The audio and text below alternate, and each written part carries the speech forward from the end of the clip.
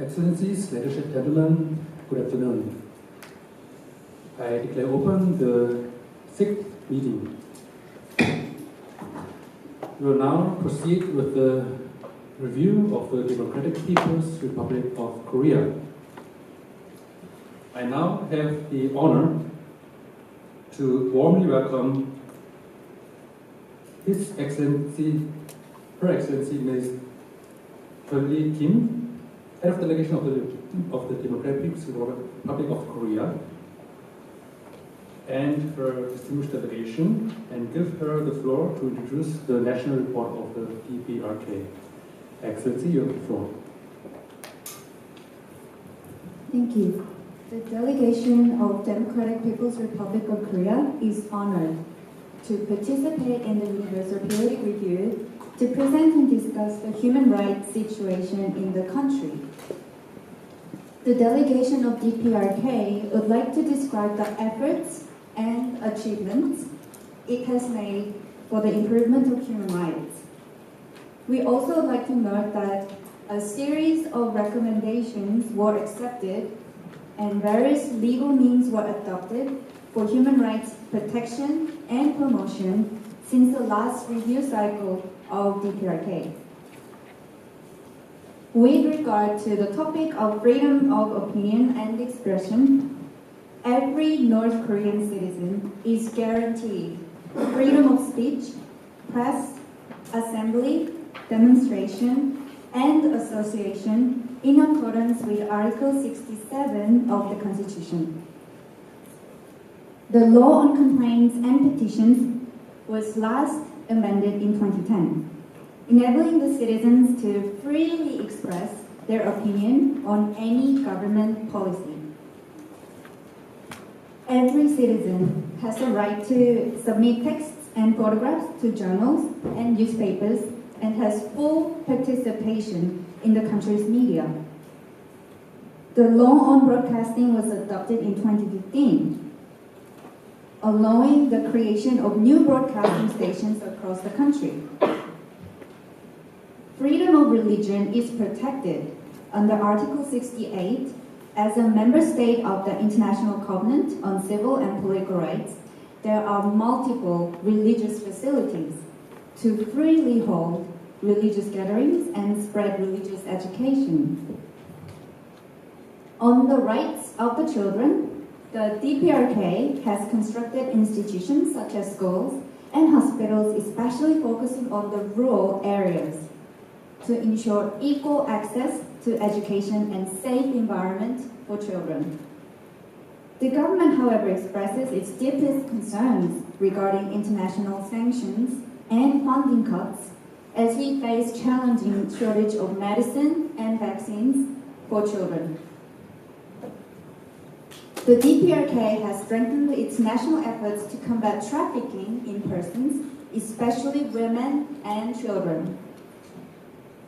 Slavery is an affront to human dignity and is not tolerated in the DPRK. Enslaving another is a hostile expression of power and is punishable by law. However, DPRK is not responsible for the exploitation of its citizens that pay smugglers to illegally cross borders.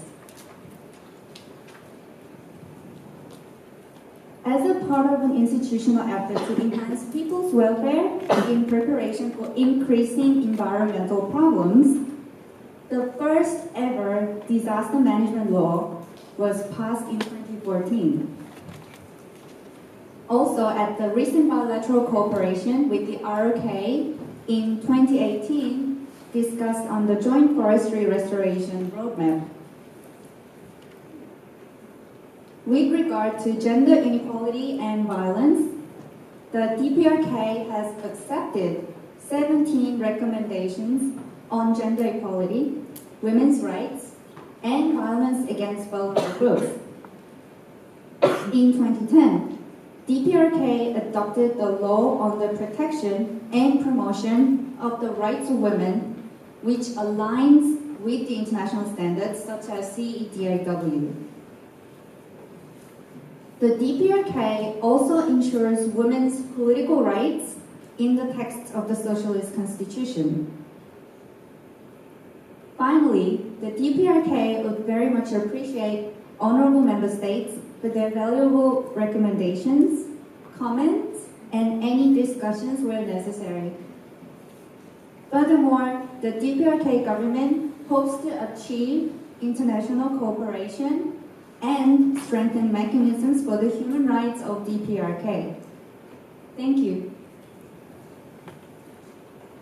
I thank Her Excellency Ms. Kim Yeol-hee for her presentation and her presence today with us. Now we will proceed with the interactive dialogue. And the first speaker on our list of speakers is the distinguished representative of South Africa. You have the floor. Thank you, Chair. According to World Press Freedom Index by Reporters Without Borders, which is based on the intensity of abuses and violence against media actors, DPRK has ranked last among 180 countries for 17 consecutive years. North Korea received 88.87 points in 2018, which indicates the state of very bad. Although DPRK stated in their national report that it guarantees the freedom of press through Article 67 of the Constitution, it seems doubtful whether the press really has the ability to freely report the things they want. Republic of South Africa would like to ask DPRK's thoughts on the reasons for the low index on freedom of press and what are its current efforts to improve the situation. Thank you. Thank you, delegation. You turn on the microphone and start again. Thank you. Thank you, delegation from South Africa. We reject this report, which is not our report, so we cannot comment on how this ranking was given to our country. And we reject the idea that we subject foreign journalists, domestic journalists, to violence. As you just mentioned, this report should be about. There's no violence against journalists in our country. And we also do utmost efforts for foreign journalists coming to our country that they are not subject to violence. As you mentioned, our constitution guarantees the right to the freedom of press to journalists, media, organizations, and citizens. What I can say is that we have a very diverse media, which is sadly not available to outsiders because we are not fully accessible through the World Wide Web. But they also can freely express their opinions through various means. It's not always only the media. We have the opportunity to file petitions to the state if they think this is the most appropriate way. We have even national television where individuals can voice their opinions. We have radio broadcasts now also in various local factories, institutions, or governmental offices. And we also have the right to free demonstrations, where they also can raise any concerns they have, criticism of government or other institutions or persons. So we cannot agree with the report you mentioned, but we hope this informs your opinion on our country. Thank you. Thank you. The next speaker on our list is the distinguished representative of Australia. You have the floor. Thank you, Chair. First of all, the delegation of Australia would like to begin by thanking the delegate of DPRK for its continued efforts in combating human trafficking. However, while fully respecting the national sovereignty and interests of DPRK, the delegation of Australia would like to carefully mention that North Korea did not ratify Palermo protocols, which seeks to prevent, suppress, and punish human trafficking, particularly in the context of women and children, in the year 2000. However, in the 2014 UPR, North Korea supported Egypt's recommendation to strengthen its national efforts in the area of combating the trafficking of persons, especially women and children, and expressed its potential interest in beginning cooperation with international instruments. Believing that DPRK will be a valuable ally in combating the international problem, the delegate of Australia would like to request clarification regarding the DPRK's current stance pertaining to the approval of Palermo Accords. Thank you.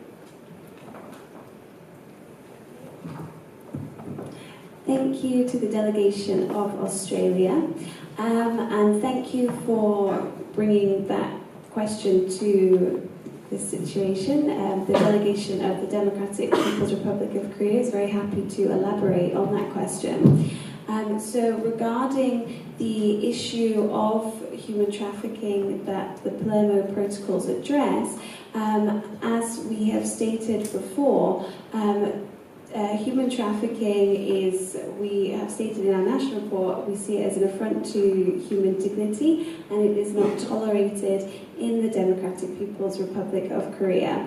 That being said, we are aware of the situation of human trafficking around the world, and so we are still discussing the matter whilst negotiations are going on globally, and whilst this crime against humanity continues to happen globally. So whilst the Palermo protocols haven't had much success in other countries, we are still negotiating the best way forwards for our delegation. So thank you very much for your question. Thank you. The next speaker on our list is the United States of America. You have the floor. Thank you, Chair. The delegate of the United States recognizes and appreciates the government's recent efforts in improving its education quality and environment, modernizing education equipment and its accessibility, and cooperating with the international committees to promote the rights of children. Yet, this delegate expresses its deep concern, based on reports of UNCT and UNESCO, that the quality of education, such as the curriculum and school infrastructure, falls short of the CRC standards. To elucidate, the politicization and indoctrination of the curriculum, as well as the insufficient allocation of resources for infrastructure, are the most in concern. Moreover, this delegate is aware of the fact that the government has examined such relevant recommendations during its second cycle and has enjoyed the support. Regarding this, what steps has the government taken to ensure that the quality of education in both tangible and intangible methods have been improved? Thank you. First of all, I'd like to say thank you to the delegation of United States of America for raising the question and the continuous interest regarding DPRK's children's rights. Before commencing the answer to the raised question, we would like to explain the current circumstances regarding CRC, the Convention on the Rights of the Child. DPRK ratified this convention in 1990, and the optional protocol to the Convention on the Rights of the Child on the sale of children and child prostitution and child pornography in 2014. And we established NCI-HRT to implement the treaties that the DPRK ratified in domestic legislation. Now, first of all, the national budget assumes responsibility for every student as a societal investment, not a mere expense. Thus, despite financial difficulties, we prioritize education in our budgetary planning. To elaborate, expenditure on education, another component of what we would call social overhead capital, has grown to, in 2016, 8.1% against the previous year. Additionally, we have been providing other substances for quality education, such as textbooks, while we would like to admit the rate is not 100%. The circumstances has been improving. For example, the rate of the provision of textbooks has increased from 30% to 68% from 2006-2010. And to improve the current circumstances, we have been implementing other various measurements, such as Education for All National Action Plan by 2015 was formulated to put into effect the ideas and target of Wilmington Declaration and the Dark Framework for Action on Education for All. And accordingly, progress was made in the improvement of the quality of education, modernization, and other various aspects. Thank you. Thank you. And the next is the distinguished representative of Cuba. You have the floor. Thank you, Mr. President. The delegation of Cuba would like to express its sincere gratitude for the participation as well as the cooperation of the Diplomatic People's Republic of Korea today. The state of Cuba also commends the recent adoption of Kumgangsan 3.1, which measures air pollution, as mentioned in the national report. However, we express deep concern on the high rate of mortality due to air pollution in North Korea. In this regard, Cuba would like to be informed of the DPRK's guidelines on reducing the usage of coal, wood, or charcoal, which leads to serious air pollution and violation of basic health rights of the North Korean population. Cuba would also like to ask whether the DPRK has devised any criteria for measuring compliance of its strict air quality standards and emission regulations adopted according to its recent environmental protection law. Thank you. Thank you for joining us, and thank you for joining us, delegates of Cuba, and thank you for pointing out the issue. Well, first of all, we will tell you about our air pollution politics. And in 2012, law on the Air Pollution Control Act was adopted for protecting people's life and health and improving ecological environment by strictly controlling system in order of monitoring, emitting, and purifying air pollution. Our country's air environment protection is regulated by the Environmental Protection Act. This act stipulates the installation of air filters, prohibition of operation of facilities exceeding emission standards, and prevention of air pollution due to special weather conditions. For example, according to this act, air filters shall be installed in buildings and facilities. Also, all buildings and facilities have to prevent the leakage of dust or odors, and pipes should be repaired and installed in a planned manner. And also, another measure of our prevention of environment. Also, in Article 38 of the Environmental Protection Act, a new regulation was established to reduce the consumption of fossil fuel, and was established to reduce consumption of fossil fuel and actively develop and utilize renewable energy resources for the protection of the environment, prevention of climate change, and continuous development of the economy. Thank you. Thank you. Next delegation is the distinguished representative of Indonesia. Thank you, Honorable Chair. The distinguished delegates of the DPRK. The Indonesian delegates welcomes and appreciates the willingness to cooperate with the international society by the Democratic People's Republic of Korea. The Indonesian delegate notes that the DPRK has put in efforts to adopt the international standards of CEDAW. However, we remain concerned about the technical implementation, considering that the DPRK has experienced and gone through some serious violations of women's rights, despite the proclamation of Women's Rights Act, which took place as early as 1946. Could the delegate please share the specific provisions that is stipulated to integrate the international standards into domestic law and their actual impacts on women's life in DPRK? The delegation of Indonesia once again welcomes and appreciates for the cooperation of the Democratic People's Republic of Korea. Thank you very much. We'd like to thank the delegation of Indonesia for your question in the matter of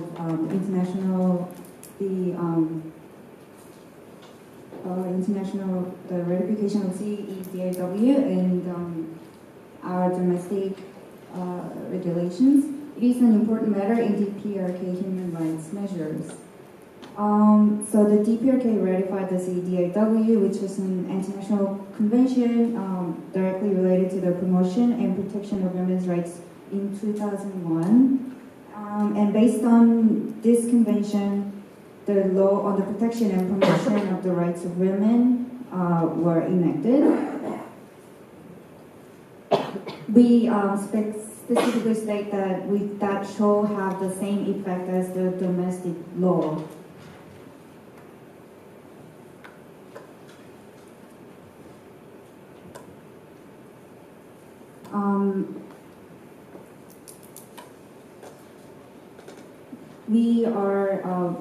Therefore, we would like to note that the DPRK fully adhere to the recommendations calling for the establishment of a national legislation, but in terms of practical and technical implementation, we are experiencing various domestic difficulties caused by external factors such as economic sanctions and natural disasters. When it comes to like actual practical implementation, the DPRK would like to acknowledge the food shortages in the country and also many other difficulties. So we would also like to make official request for humanitarian assistance for us to implement the act practically. Thank you very much. Thank you. And the next speaker is the distinguished representative of Mongolia. You have the floor. Thank you, Mr. President. Continuing previous dialogue on the issue of broadcasting and media, the delegation of Mongolia notes the national report of the DPRK mentioning the law on broadcasting. The law allows the creation of new broadcasting stations across the country regarding freedom of expression within DPRK. For this reason, the delegation of Mongolia would like the delegation of DPRK to clarify whether foreign media would be permitted to enter the country. Thank you. Thank you, Delegate of Mongolia. Delegate of DPRK would like to clarify that, well, as the Delegate of Mongolia had mentioned, we do promote many individuals to set up their own individual broadcasting station, and also we do allow foreign media's access to the people of DPRK. For example, our law and constitution states that citizens have right to access information, and the laws such as telecommunication law or electronic authentication law and computer network management law enacted during 2011 and 2012 legalized the obligation of the state, institution, enterprise, and organization for the ensuring and protecting of such right. Therefore, over the past year, we have made remarkable progress in informatizing all branches of national economy, social life, and improving the people's access to the information. However, due to many sanctions or due to foreign external forces trying to undermine the sovereignty of the DPRK has been very reluctant to haphazardly open up its border to any foreign media. Therefore, DPRK would like to encourage the international society to limit the number of external forces that are trying to undermine the sovereignty of DPRK in order to make the citizen of DPRK in full access of the foreign information such as CNN or BBC or etc. Thank you. Thank you. Next delegation is the distinguished representative of the Islamic Republic of Iran. Yes, floor. Thank you, Honorable Chair.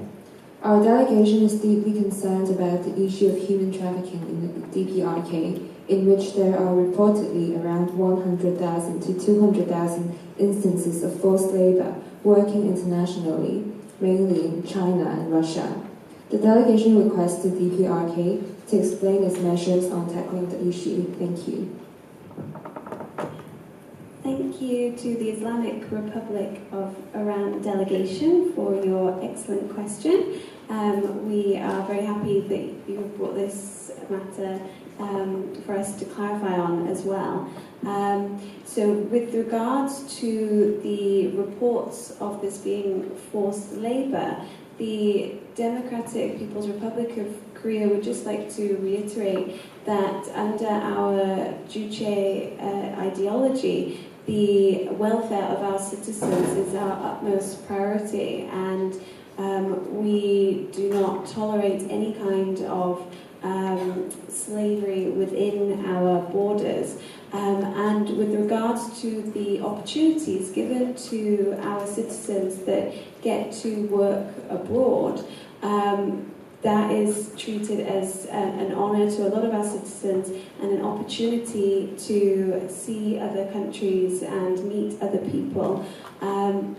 So that opportunity is looked upon favourably, and we always have those citizens' welfare in mind. So with regards to the reports of unfavourable conditions of those citizens, the Democratic People's Republic of Korea cannot take responsibility for that. and that responsibility lies with the countries that are allowing exploitable conditions to continue, but that is most certainly not our position towards our citizens. And so we just want to reiterate that we are committed to the advancement of our people through our Juche-centered socialism, and that the most effective way to ensure that they have the highest standards of living free from social and political uncertainty is through our ideology. So thank you for your question. Thank you. The next is the distinguished representative of Ecuador. You have the floor. Thank you, Chair. The delegation of Ecuador notes the opening statement comments with regards to international sanctions affecting funding for medicine for children. In conjunction, the delegate of Ecuador notes that the DPRK has addressed their efforts in taking measures to safeguard the health of children by the Okru Child Hospital and the implementation of plans to measure air quality to the healthy development of children.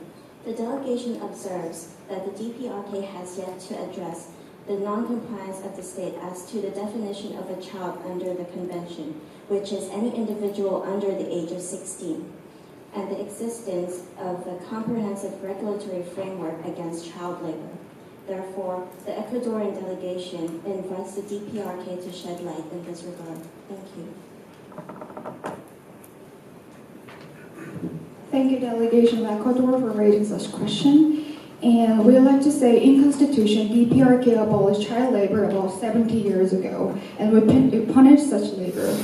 Yet, we are aware there are some concerns regarding this matter due to the curriculum regarding labor, which is required in our 12 years education curriculum, which is based on Article 44, our Socialist Constitution, that state shall give precedence to public education and the training of cadres for the nation and combine general education with technological education and education with productive labor. According to this, we are requiring our students for the practice in fields such as visiting some farms and some factories to practice their labor skills that they learn in school. But we ensure the environment for such education is safe, and it is ensured by Constitution. And we have some laws regarding the protection of labor and the guarantee of safe environment for the laborers, and it is applicable to children too. And if there are any loopholes in any reported cases about child labor, we are willing to apply the recommendations raised by CRC treaty body, such as ensuring that work performed by children as part of their schooling does not jeopardize their right to education or physical and mental health. Also, we would like to improve monitoring mechanisms, including by strengthening the labor inspectorate in order to enforce existing labor laws which are applicable to children to ensure their appropriate and safe working environment if it is necessary. Thank you. Thank you. The next delegation is the representative of the Russian Federation. Thank you, Honorable President. It is praiseworthy that the Pyongyang Central Bureau of Statistics is more open in releasing data concerning the hardships in the lives of the population. Our delegation appreciates DPRK's steps towards improving citizens' lives by collecting and looking into the data to ensure that the lives can be improved in a fast and cost-worthy manner. The delegation of Russia observes that DPRK has not provided any information regarding climate change and environment in the national report, and would like to invite the DPRK to share environmental friendly methods for mining and refining uranium and the construction of nuclear power plants for the purpose of developing nuclear technology and power, as Russia shares interest in developing this area as well. Thank you.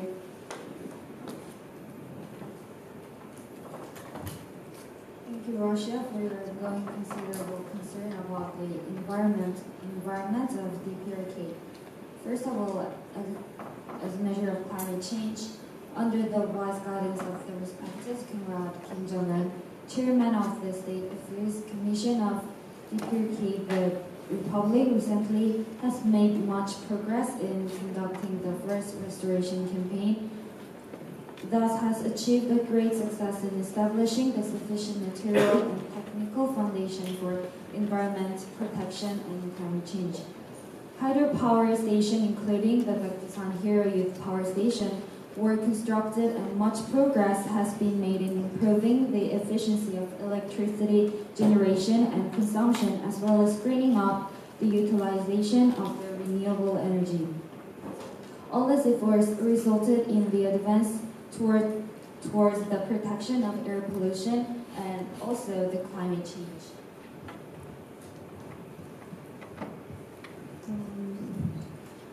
We are radiation experts conducted nuclear plant after confirming that it would not lead to major environmental pollution, and we conducted it as far as possible with underground water. Thank you for your concern. Thank you. The next speaker is the distinguished representative of the Solomon Islands. You have the floor. Thank you, Honorable Chair. First of all, the delegation from the Solomon Islands would like to show sincere gratitude towards DPRK's efforts in confronting the issues of gender inequality. Our delegation is concerned by the findings of the Commissions of Inquiry on the human rights issues in DPRK. It appears that DPRK has not addressed any of the findings or recommendations in its national report. The delegation from the Solomon Islands asked the state of DPRK to elaborate on the measures taken towards implementing the Commissions of Inquiry's recommendations in regard to the assurance of gender equality in practice. Thank you. Thank you, the delegation of Solomon Islands, for your concerns. On the COI recommendations, the DPRK government has made partial acceptance of the recommendations from the UPR cycle and several other international recommendations related to the cooperation with the High Commissioner for Human Rights and also Special Rapporteurs. We would like to note that it is a significant development that was made by the DPRK.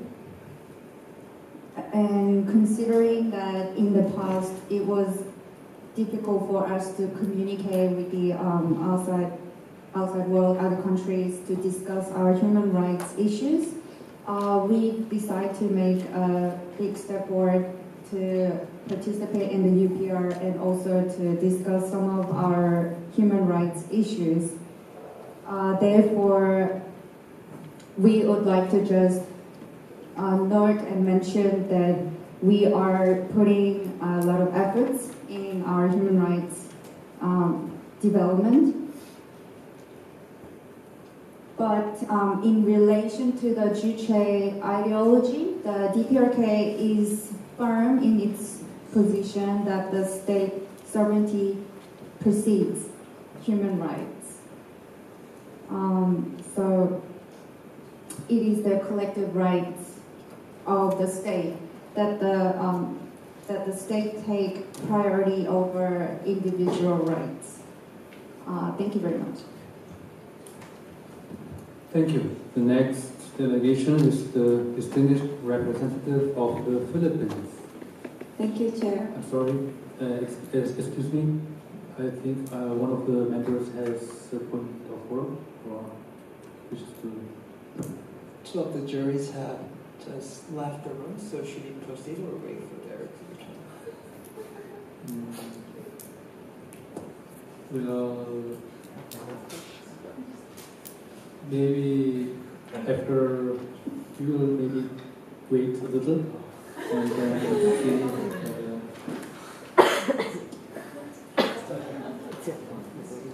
Okay, I think we can now resume with our meeting.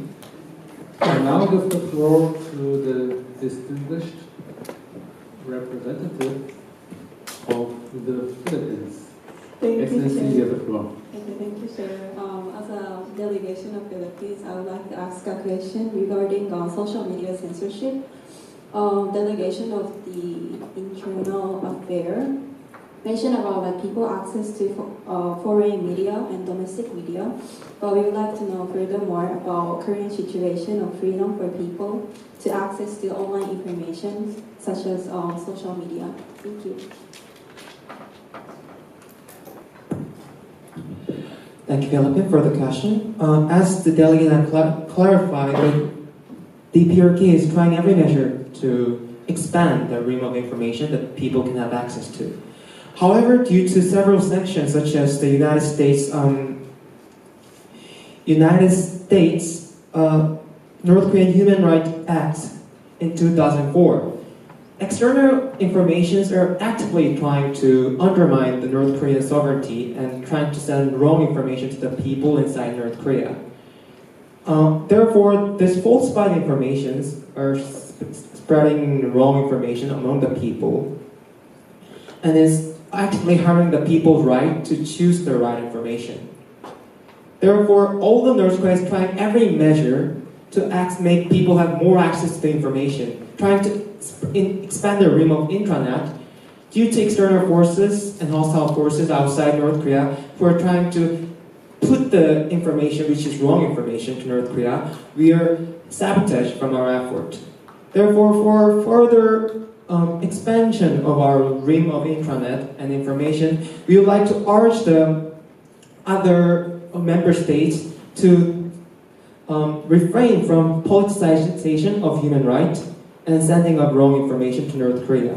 Because only without the politicizing of human rights and wrong information of North Korea, we can really engage in sincere dialogue and cooperate with each other with impartiality and objectivity.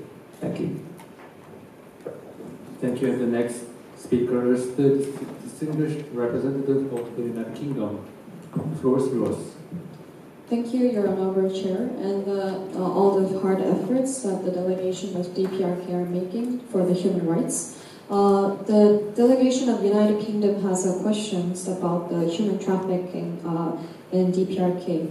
We recognize that the North Korean government sends laborers to work abroad under bilateral contracts with foreign governments without making known anti-trafficking law enforcement efforts, even if it was described in the national reports. How is the government of DPRK planning to establish a transparent bilateral work contract used to deploy North Korean laborers to neighboring countries with its ongoing human rights education and training for law enforcement officials, which was also mentioned at the national report? In addition, what is the prospect for the trafficking victims who are forced to repatriate from China or other countries? Thank you. Thank you to the delegation of the United Kingdom for your excellent questions. So I will do my best to answer both those questions. So with regards to the employment from the Democratic People's Republic of Korea in other countries, I will reiterate the answer I gave to the delegation of Australia, that is seen as an opportunity for our citizens, and any mistreatment to those citizens we cannot take responsibility for, but we can only reiterate that their welfare is our highest priority, but that the reports of mistreatment does not fit with our ideology of the conditions of employment.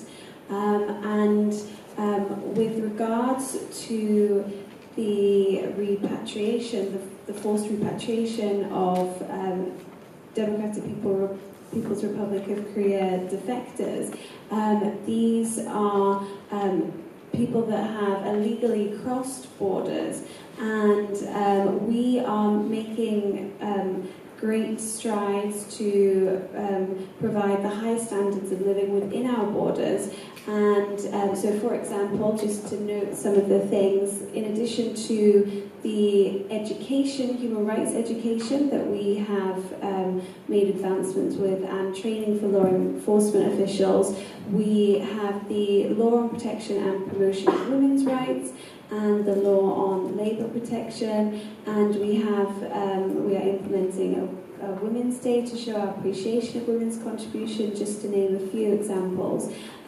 So if our citizens succumb to false promises, we cannot take responsibility for their exploitation. Thank you.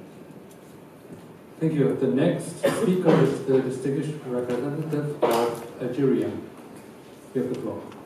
Thank you, Your Honorable Chair. The government of Algeria welcomes the recent improvements of children's rights in the DPRK. As a country with many human rights issues, Algeria has seen developments in child protection, for example, by prohibiting child labor in all cases. However, in the DPRK, there seems to be excessive labor tasks imposed on children under age 18. We consider this as a serious issue because labor among children can prevent them to receive adequate education. Moreover, child labor can influence physical and mental development of children negatively. Therefore, we would like to know what further measures the DPRK will take to prohibit child labor. Thank you.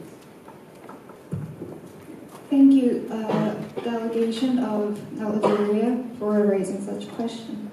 As we mentioned before, the labor education for the children is guaranteed in the Constitution because our Juche ideology encourages people to work and learn how the labor works with their actual practices. And we can assure that we are making our children and being educated in a very safe environment. And as we mentioned before, the protection of labor is applicable to children in more like prominent ways. They will be more protected under the law. And there is special law for the children about their mental and physical activities and those health. And we actually submitted a petition on the recommendation made by CRC treaty body. And we mentioned we're gonna adopt such measures to improve their mental and physical abuses, which might happen in the labor environment, even if we do our best to prevent such situations. We adopted some measures to educate the teachers and the managers in the factories and farmlands so they will not exploit their mental and physical of the children. And we will further comply to the the Convention of Children's Rights about monitoring and implementing some measures which can be preemptive and preventive such child labor as possible as we can, because we value education as much as labor, and we believe those things combined will make prominent effect on the children according to such ideology. Thank you. Thank you. The next delegation is the distinguished representative of Mexico. You have the floor. Thank you, Your Honorable Chair. The delegation of Mexico would like to express sincere gratitude towards the distinguished members of the Democratic People's Republic of Korea for their continuous multilateral efforts and participation to better protect the environment, specifically to the Asian region. DPRK is an inaugural member of the Northeast Asian Sub-Regional Program for Environmental Cooperation. This is an association between Northeast Asian countries to tackle the problem of transboundary air pollution. As a member of this association, what contributions has the Democratic People's Republic of Korea has done in order to fulfill its responsibility to tackle air pollution? Thank you. Thank you for Mexico for warm greeting us. And first, as we answered before, in the air pollution part, we strictly control air filtering system of factories, houses, and other buildings according to the Air Pollution Control Act. Also, in accordance with our Environmental Prevention Act, we are now actively encouraging development of renewable energy to reduce emission of bad gases for the air. Also, many scientific and technology advances, including the cycling production system in agricultural sector and zero energy, zero carbon architecture in construction sector, have been achieved so as to accelerate the sustainable development of social and economic sectors. Thank you. Thank you. The next speaker is the distinguished representative of Spain. You have the floor. Thank you, Your Honorable Chair. There are reports of widespread sexual abuse and torture committed against women in detention facilities, especially attempted defectors, an issue that the UN Committee on Elimination of Discrimination Against Women have raised repeatedly. Considering the delegation's earlier statement about state sovereignty proceeding in utilizing international recommendations, can the North Korean government please elaborate their stance on treatment of women in detention facilities, or if there were any significant government action taken in the past decade? Thank you. Thank you for your question. The delegation of Spain, can I just clarify your question? So the women in detention camps for attempted crossing borders, is that your question? Yes, any measures taken to address the issue of the treatment of women, violence against women in detention facilities? We have, in the criminal law of that was amended in 2015, the article, in the article it says that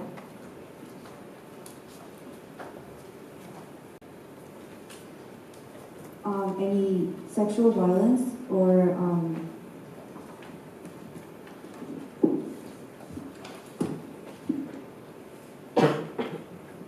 the DPRK punishes sexual violence under the criminal law, which stipulates the prison sentence for raping a woman or forcing a woman who is man's subordinate or to have sexual intercourse with him. And this applies same as in the detention camps. And also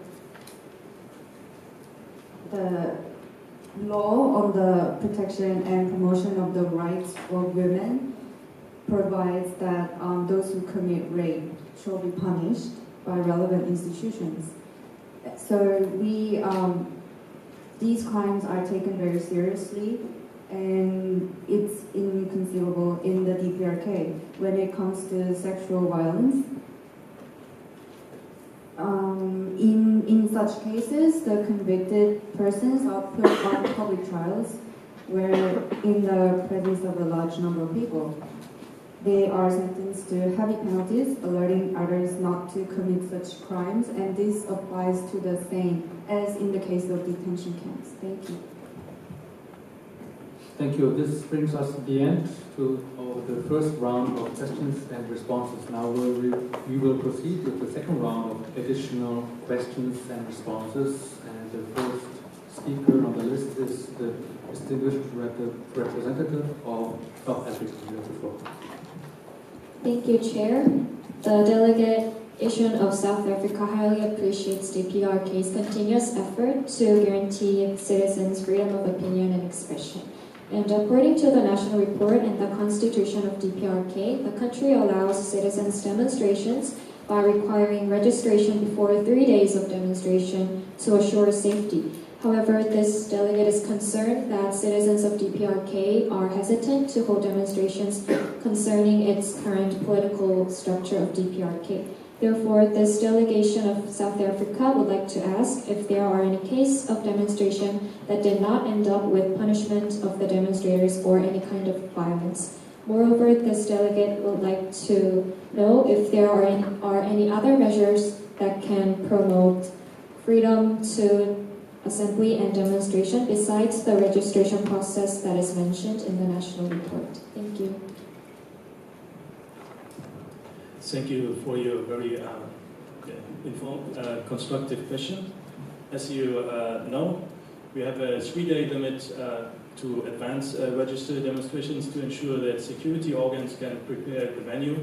And also, it is better to know the topic of the demonstration. So, for example, we don't have at the same time or very close by opposing demonstrations. For example, for environmental protection and more economic efforts which might lead to clashes between demonstrators and the violence we want to prevent. I cannot provide you with any information on the exact amount of demonstrations we have, unfortunately. But it's very regular that we have demonstrations, and we also have various social organizations for women, for the environmental protection, for laborers, farmers, and also various political parties that hold events where every citizen can participate. So maybe these can also be considered some form of demonstration as they express opinions and then forward these opinions to relevant institutions. Regarding other measures, those were already mentioned. We have various means to forward opinions, complaints, criticism. And these also can be made in various forms, verbally, written, or even broadcasted through radio or television. Thank you. Thank you. The next speaker is the distinguished representative of Australia. The floor is yours. Thank you, Chair. Many North Korean women and children are abducted by non-state entities after traversing the national border. Regarding this, Jubilee campaign advocated that measures should be taken in order to ensure that these individuals, that the individuals who return from such suffering are treated as victims rather than criminals. Could the delegation to DPRK please elaborate upon the measures taken to protect these individuals? Thank you. Thank you. Let me make it clear that Article 7 of the 1946 Equality of the Sexes makes it clear that trafficking of women is illegal, and Article 150 of the Penal Code makes the sale, abduction, and trafficking of children illegal. The protection of a border is the most important part of a sovereign nation's responsibilities, as I am sure your delegation agrees due to their policies of creating migrant camps on the island of Nauru in the Pacific. Traffickers are punished accordingly to our laws, and that effort will continue. Thank you. Thank you. Yes, I recognize Australia again. You have the floor. First of all, thank you for your sincere response for the question. But however, the delegate of Australia believes that the question itself isn't fully answered to the extent where something aside from preventive measures, when the case actually happens, when they're actually being returned to their home country after all these sufferings as being traversed and being trafficked, what are the practical measures instead of preventive measures that you've just mentioned? Thank you. I believe the question has been answered fully by this delegation, and we have no further comment on the matter. Thank you. I see Australia again. You have the floor. As many other foreign entities are involved in the international trafficking of North Korean citizens, the delegation of Australia would like to recommend that the delegation of DPRK further engage in international cooperation dialogue. Thank you. Thank you to the delegation of Australia for your recommendation, and we just want to reiterate that we have made great progress with human rights in the last year, and we look forward to hopefully the relations between our two countries going back to pre-2002 with the when we had the bilateral aid. And I hope that our human rights records over the last year and our progress will show that we can move forwards with that. So thank you very much. Thank you. The next speaker on our list is the distinguished representative of the United States of America. The floor is yours. Thank you, Chair. According to ACHR, reports presented by the authorities forbade reporting on torture or abuse against children carried out by national investigative agencies and various detention facilities. Examples include cases of 11-year-old children sent to forced labor camp for stealing electric wires, Moreover, the delegate is concerned that custody facilities which serve the purpose of protecting children without parents resemble more of a detention facility rather than a protection facility, and children in these centers are deprived of education and exploited for labor. And what steps will the DPRK take to commit to eliminating labor exploitation and forced child labor? Thank you. Thank you, delegation of United States of America. I think we already answered that there is no child labor, and even if there are, and we mentioned that we're gonna implement the measures that were mentioned by the CRC treaty body recommendation. And the delegation mentioned about the orphanage or some children who are deprived of liberty. Actually, we built many orphanages and we built a new education institution for those children. And these are focused on rural areas where the students can access easily. So we are not denying that there might be some loopholes in our system for preventing such excessive child labor, which are illegitimate under our constitution and laws. But we will, as we mentioned, we're going to do our best to prevent such things, and I think that answered your question. Thank you. Yes, I recognize the United States of America again. You have the floor. Thank you, Chair. This delegate expresses concern regarding DPRK's reluctance in ratifying the optional protocols regarding the CRC on involving children in armed conflict, as well as on communications procedure to end the early militarization of children. This delegate welcomes the government to provide the reasons behind this and the current efforts it has. Thank you, United States of America delegation. And we have some voluntary recruitment system, and even if when a child reaches this age, they are eligible to do so, but it's not mandatory. Also, we are still in hostile relationship with the DPRK, which means that the recruitment of soldiers could be slightly out of ordinary recruitment, and we accept that. And also, the prohibition on the recruitment of children under the age of 15 is customary international law, and we are not inhibiting or we are complying to this customary international law. And we would like to mention that DPRK citizens are they are some special schools such as Mangyang Revolutionary School, which are militarized students, but they are willing to do so. So it is kind of like out of the mandatory system which recruit the soldiers. Thank you. Thank you. The next speaker on our list is the distinguished representative of Cuba. You have the floor. Thank you, Mr. President. Cuba would like to command the DPRK's attention to the health of its citizens. Nevertheless, a critical element infringing upon the nutritional and health-related well-being of the DPRK population is the adverse effects of global climate change and volatile weather conditions on its agricultural industry.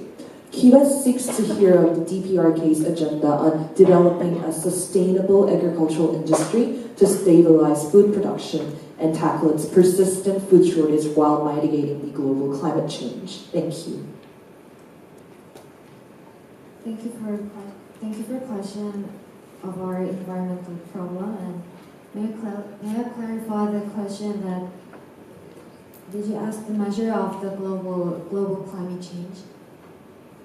How DPRK intends to stabilize its food production, which is adversely affected by global climate change, and tackle its persistent food shortage problem.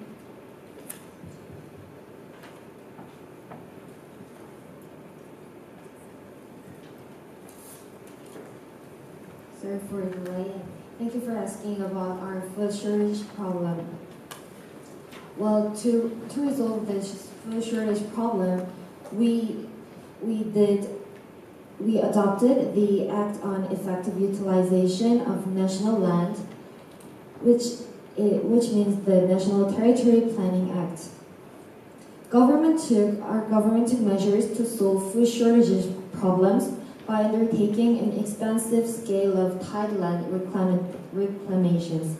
As a result, tens of thousands of hectares in the west coast were converted into cultivable land and made it possible to use the land more rationally and increase grain output. Also, our government plans to plant a number of fast-growing attributes in areas that appear to have landslides around its residential areas, and also develop economic forests to use for fuel or other elements to resolve food shortages, so they can be used as a timber in the future. So this project will resolve the food shortage problem. Thank you. Thank you. Yes, I recognize Cuba again. You have the floor. Thank you, Mr. President. Cuba would like to respectfully submit its recommendation concerning DPRK accepting technical cooperation and assistance from the global society to ensure that the development of its agricultural industry does not contribute to furthering global climate change and ensure the protection of its environment. And thank you. Thank you for your recommendation. Thank you. The next speaker on our list is the distinguished representative of Indonesia. You have the floor. Thank you, Honorable Chair, and thank you, delegation of DPRK.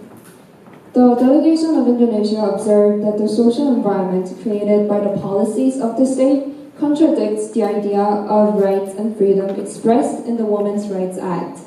In particular, according to the Citizens Alliance for North Korean Human Rights, the state has been reinforcing the ideological education of the traditional role of women in patriarchal society. While the Act claimed for equality of women and men in access to labor, wages, social safety, medical care, or education. Does the government of DPRK intend to take actions to reduce such discrepancy? Thank you. I would like to thank the delegation of Indonesia for your concerns. The law on the protection and promotion of the rights of women provides specific provisions to promote women's rights that require the state to increase the share of female representatives in each People's Assembly and to elect, train, and appoint female officers without discrimination. These recommendations for advancing women's political rights and the employment rights have been implemented as the female representatives and officials in People's Assemblies increased, required by the recommendations. The share may vary depending on the characteristics of different regions. Thank you. Thank you. Yes, I recognize Indonesia again. You have the floor. Thank you, delegation of DPRK, for your sincere response. The delegation of Indonesia noted that the DPRK mentioned human rights education in their national report, and we, the delegation of Indonesia, was wondering if the government has any steps in mind to fully embrace the gender equality education in a more fundamental level. Thank you. Thank you for your question. In terms of gender equality education, the national institutions play an important role in promoting women's rights and the gender equality education.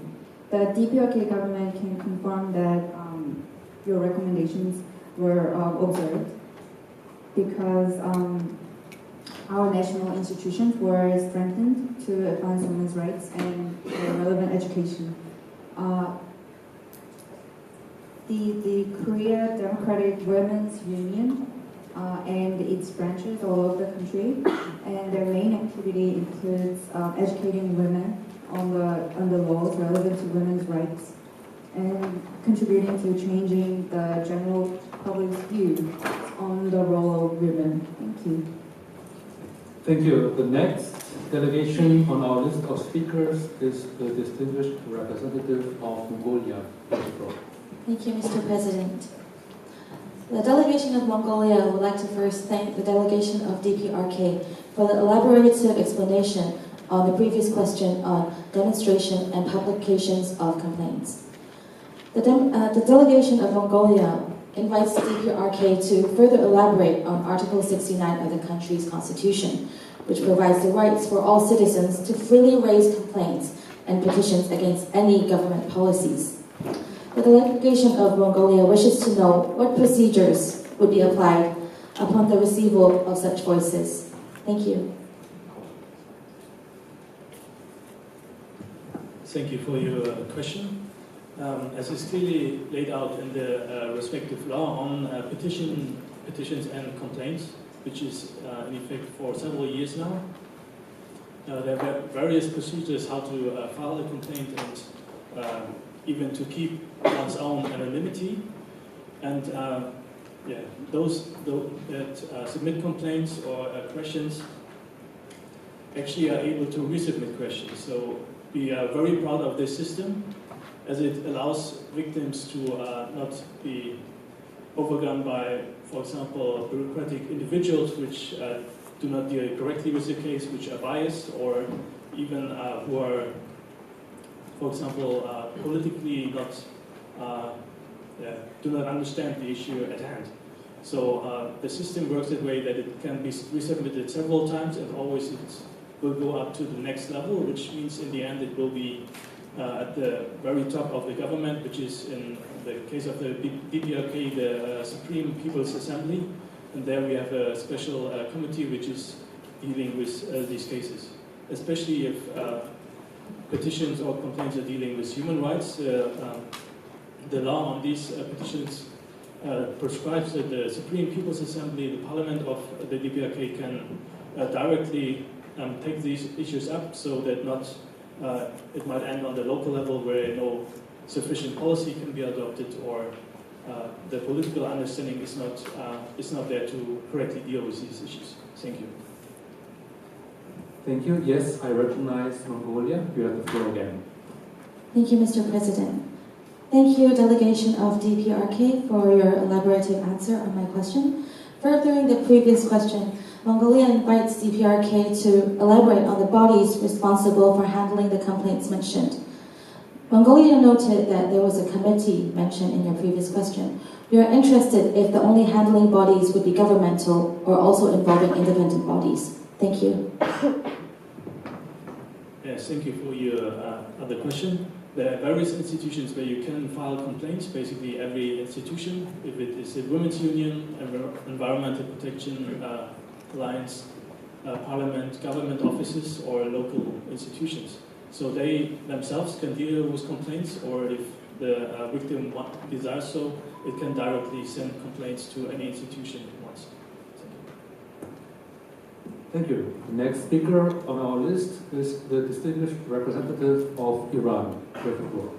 Thank you, Honorable Chair. The delegation of Iran appreciates the DPRK's determination to tackle human trafficking. As the previous dialogue are mostly involved with international human trafficking, we found that some DPRK citizens who are not first charged with the crime are first put into forced labor camp, and some of them are being sold to local enterprises working in the field of mining, logging, farming, and industrial enterprises.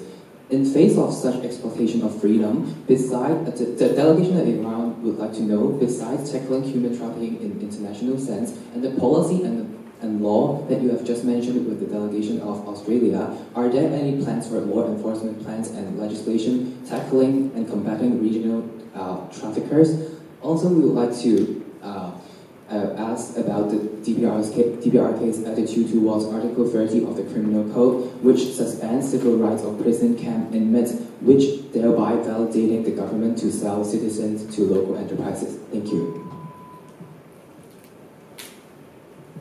There are no prison camps being operated within the DPRK. There are, however, like many other nations, detention centers where people are improved through their mentality and look on their wrongdoings. In regards to slavery, as mentioned in the national report, slavery is an affront to human dignity, is not compatible with our ideology, and is not tolerated within the DPRK. Enslaving another person is a hostile expression of power and is punishable by law. Trafficking, in regards to trafficking, all of our laws The 1946 Law of Equal Sexes makes it clear that the trafficking of women is illegal and has been enforced for over 60 years. In regards to children, Article 150 of the DPRK Penal Code criminalizes the sale, abduction, and trafficking of children, and that law has also been enforced. Any evidence cited by the Republic of Iran has been fabricated and falsified and is not legitimate. Thank you. The next speaker on our list is the distinguished representative of Ecuador. You have the floor. Thank you, Excellency. The delegation of Ecuador appreciates DPRK's efforts to protect children's rights. The delegation of Ecuador also have concerns about the children's rights in the labor camp, prisoner camp, or detention center, as mentioned before. The Ecuadorian delegation requests the delegation of the DPRK to elaborate on the measures to protect those children's rights. And to respond to the previous question about the discrepancy of definition of the children under the convention and the DPRK's domestic law. Thank you. Thank you, delegation of Ecuador, for asking this very important question. And for the definition of children, according to our constitution, it is in accordance with the education system. Because we replaced 11 years to 12 years, the children are under age of 17 and 18. And as we mentioned in the petition to the CRC's treaty body's recommendations, we are considering about replacing the definition of children to that complies to the CRC's recommendation. And about the imprisonment, the children who are deprived of liberty and those who are in the labor camp, as the delegation mentioned, there is no labor camp in DPRK, especially for children. Because even if the children's parents are sentenced or they are in detention center, they are not deprived of liberty because of their parents' societal or political situation. And those children who don't have any parents, they are under orphanage and special education institutions which are provided to those students. And these are the education provided to those children and they include all the regular systems that are provided to other students. These are just for the children because they don't have parents that can actually care about them. This is for the nursery and education which are combined to provide better education for them. Thank you. Thank you. Yes, I recognize Ecuador again. You have the floor. Thank you, Honorable Chair. The delegation of Ecuador recognizes and applauds the delegation of the DPRK in recognizing the need to amend the definition of the child. The delegation of Ecuador further elaborates on the National Plan of Action for the Well-being of the Children and requests that DPRK makes a comprehensive policy in other aspects of child's. Thank you. Thank you for your question. As mentioned, we have the action plan for welfare and improving the welfare of children with special disabilities. We are providing KSL education, vocational education program for those students who are with disabilities so they can have some jobs later in their future. And we are going to continue our efforts to provide adjusted programs which are needed to those students who have some difficulties. Thank you. Thank you. The next speaker on our list is the distinguished representative of the Russian Federation. You have the floor. Thank you, Honorable Chair. Russia would like to express their gratitude to Democratic People's Republic of Korea's improvement on environmental issues. In the face of deforestation and afforestation issues in the country, the DPRK's government has established the Forest Science Department in the Kim Il-sung University. Russia warmly welcomes DPRK's efforts to create a sustainable environment through education and research. My delegation would like to know whether the DPRK government would like to also put in similar resources to solve other environmental issues in the country? And if not, Russia would like to invite DPRK to share details on how the government would put in manpower and resources in resolving the other environmental issues and support sustainable development. Thank you.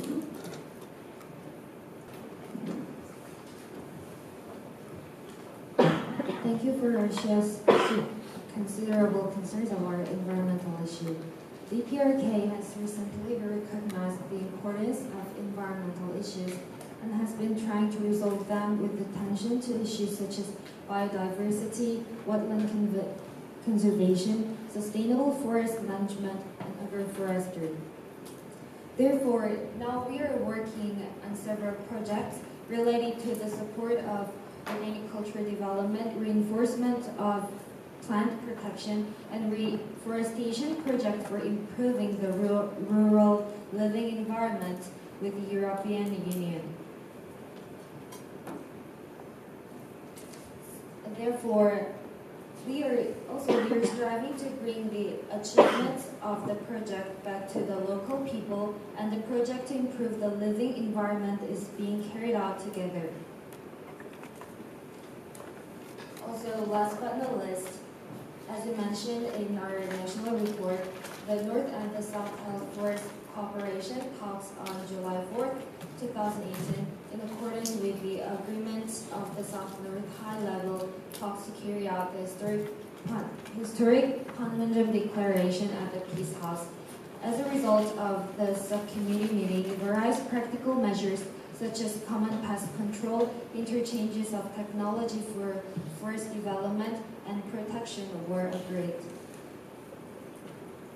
Also, lastly, in 2011, government got approved carbon emissions rights after it has been screened 7 projects for which they have applied for a registration of a clean development system in the UNFCCC UN Framework Convention on Climate Change. Thank you. The next speaker is the distinguished representative of the Solomon Islands. The floor is yours.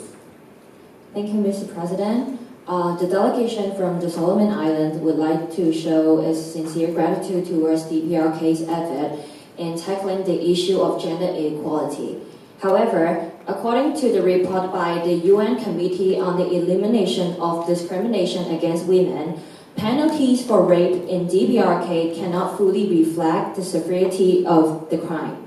In particular, there were legal changes in 2012 which lowered penalties for some forms of rape, including rape by work supervisors and repeated rape.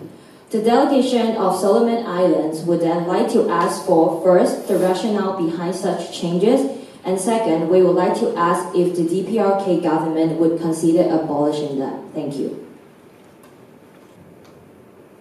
Thank you, the delegation of Solomon Islands, for your concerns on gender equality and the issues of rape. The DPRK punishes sexual violence under criminal law, and which stipulates a prison sentence for raping a woman or forcing a woman who is men's subordinate to have sexual intercourse with him.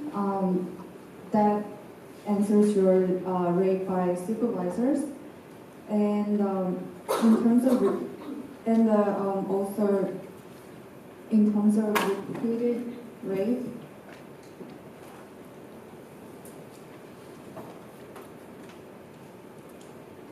the article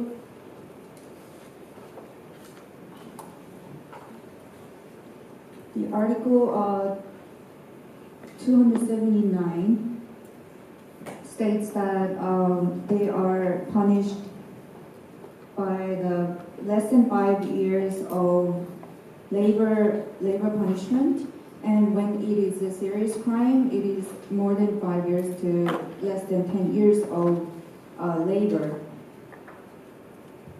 And when it comes to repeated rape, as you mentioned, and it damages the victims, or it leads to the death of the victim, the criminals are sentenced for more than 10 years of the labor punishment. Thank you. Thank you. The next speaker on our list is the distinguished representative of the Philippines.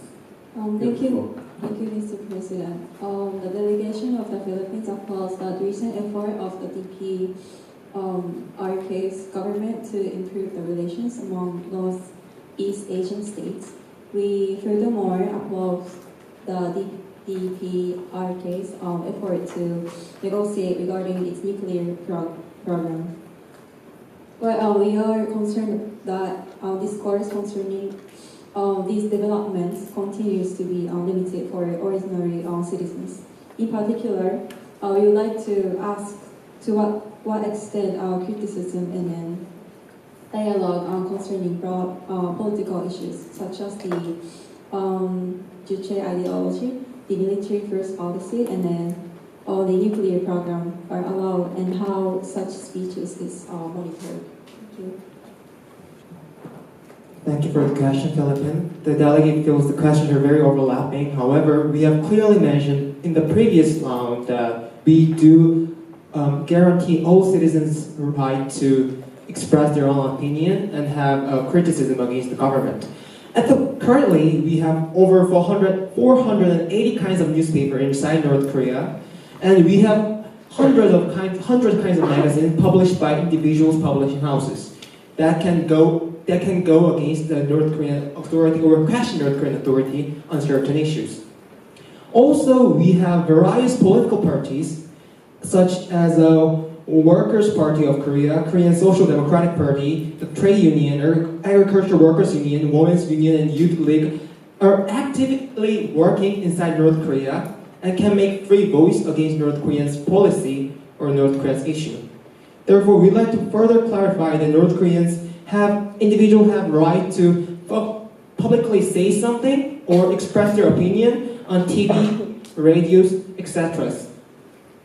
However, the reason why we are conservative against the external information is because they have been given wrong information to us, which is falsified information. For example, the U.S. have been giving us information about the political prison camp.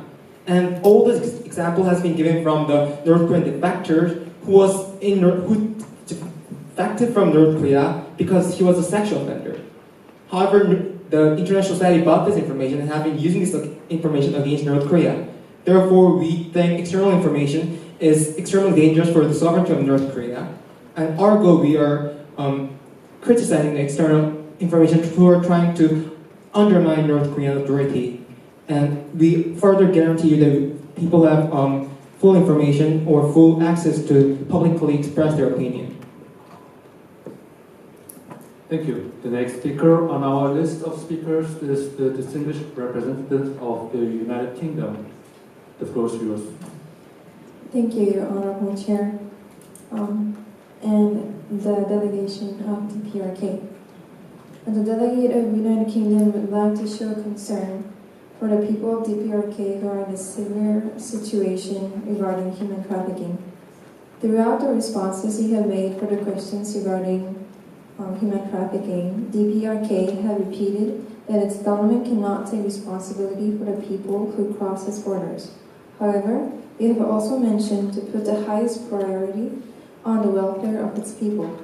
Surely, if DPRK government is concerned about the safety and welfare of its people, the delegate of the United Kingdom would like to carefully point out that DPRK should have the responsibility and make an effort toward its people who are and still suffering from the human trafficking. Thank you. Human rights are guaranteed by each and every sovereign state. Accordingly, human rights means state sovereignty. Any attempt to interfere with the internal affairs of a sovereign state and overthrow its social systems under the pretext of protection of human rights constitutes an act against humanity and acts of violating human rights and therefore should be rejected. The DPRK does not impose its will on the sovereignty of other states, and what happens to its citizens in other states is unfortunate, however, and we will bring it up with the proper authorities when it is appropriate. However, we cannot impose our will on them. Thank you. Thank you. The next... Sorry, Mr. President. Thank you. I just want to add to that the delegation of the United Kingdom. Congratulations on the appointment of Colin Crooks as the new ambassador to the Democratic People's Republic of Korea. And I just want to mention that surely if the other delegations are concerned for the human rights, then they would realise that given the sanctions on the Democratic People's Republic of Korea, they represent harsh limits to what we can achieve with maintaining human rights. I think given the testimonies of the victims of human trafficking, it is proof that of the scourge of capitalism that has resulted in the commodification of human beings, and just further proof of the superiority of the Juche ideology for the welfare of citizens as the highest priority. And so we just want to mention the slight hypocritical undertones to the questions of the human trafficking, where we see trafficking throughout other countries as well. And we hope to still seek apologies from Japan on that issue of past slavery as well. But I think that's it. So thank you very much. Thank you. The next speaker on our list is the distinguished representative of Algeria. Thank you, Honorable Chair. DPR has embraced a summary system, which is a case system, and under this system, families, including ancestors of the family, have been showing, if the family and also ancestors of the family have been showing loyalty to their country, that family can be considered to have good summon. But children with poor summon are often discriminated and not given enough access to education. So government of Algeria would like to know if DPRK is willing to abolish summon system in order to ensure equal education of children, and also how to take measures to ensure rights of the children of children who are considered to perform poor summon. Thank you. Thank you, delegation of Algeria. Firstly, the Socialist Constitution of DPRK notes that the state has a responsibility to provide free education to all children, and it includes higher education institutions which are free as well. And about Songmun, I know we are aware there were questions raised regarding social-political status, namely Songmun has been most important aspect for receiving education, including special school for them and skilled allocation resource in favor of such schools. Yet, according to the law on the protection of the child of children, stipulates in Article 3 that all children in the DPRK shall be ensured equal rights irrespective of their parents or legal guardians, social origin, sex, position, property, disability, or other status. Accordingly, we are not discriminating those students, and we provide free and virtually universal education to all students. And it is regardless of rural or urban areas, because that of the enrollment rate of those two different parts of this country is not that different. And while there was, we are aware there was special attention to the admission process to higher education such as university, because there is an interview process.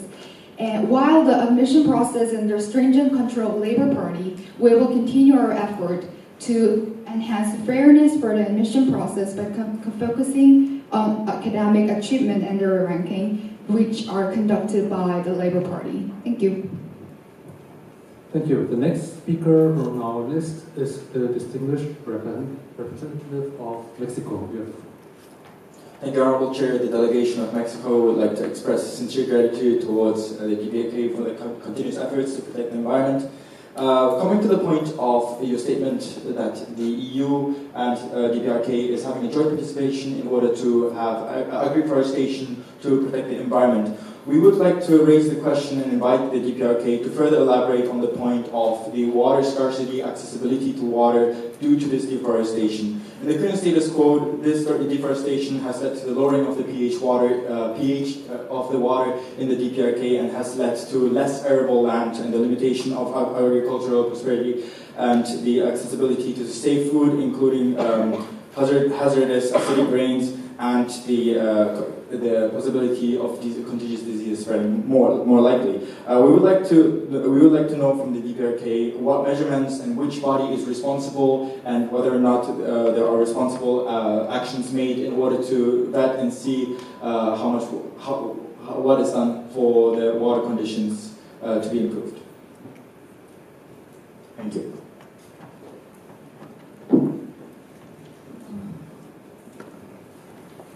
Thank you for your ongoing considerable concern about the environment of DPRK. We want to emphasize that the Democratic People's Republic of Korea has always paid great attention to the water environment protection work in constructing the socialist power. We were working to further extend the performance of the repair. On February 21st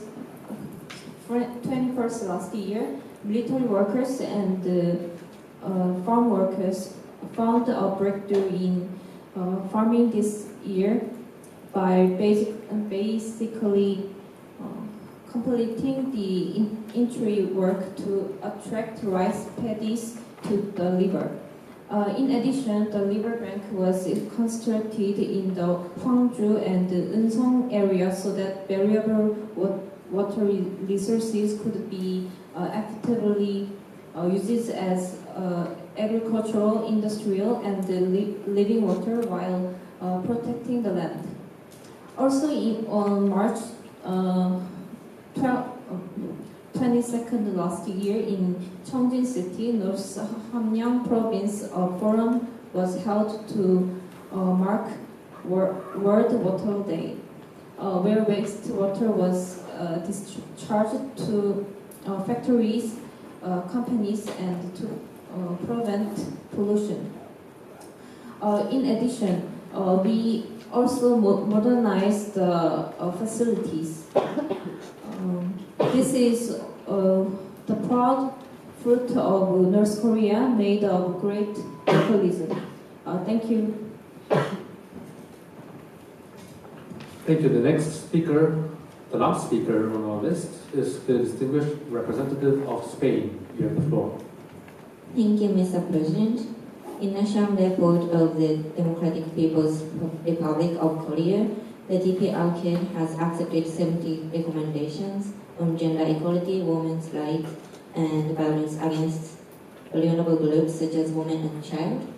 The DPRK stated that the DPRK established a legal mechanism to promote women's rights which aligns with the international standards.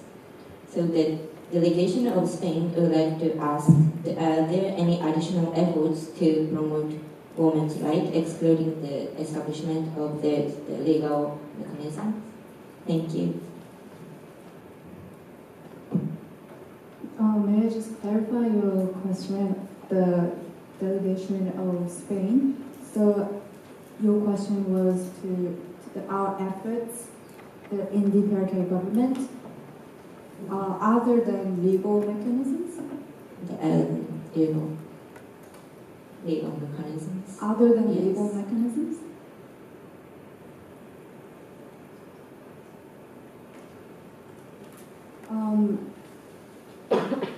Well, thank you, the delegation of Spain, for your concerns and your question. As a government of DPRK, it is very difficult for us to make other efforts rather than legal mechanisms to protect our people when it comes to human rights. We could say that we can cooperate more with other international organizations or NGOs.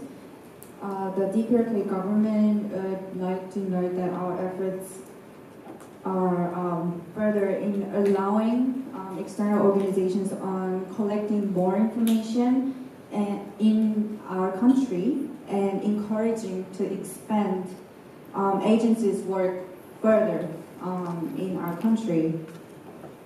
And we are making more efforts to have relationship building and mutual trust between the aid organizations and the DPRK agencies.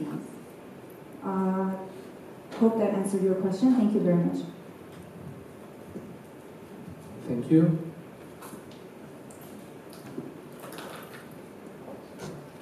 Thank you very much, ladies and gentlemen. This was the last speaker on our list. This brings us to the end of the interactive dialogue, and this concludes the review of the Democratic People's Republic of Korea. I wish to thank once again Her Excellency Ms. Kim Yeol-lee and her delegation for the presentation and participation in today's review. And my thanks also goes to all recognized states for their active engagement and constructive engagement in the UPR process. We will reconvene this afternoon at 3:20 for the presentation of the outcome report of the UPR of Japan and that of the Democratic People's Republic of Korea. The meeting is closed. Thank you.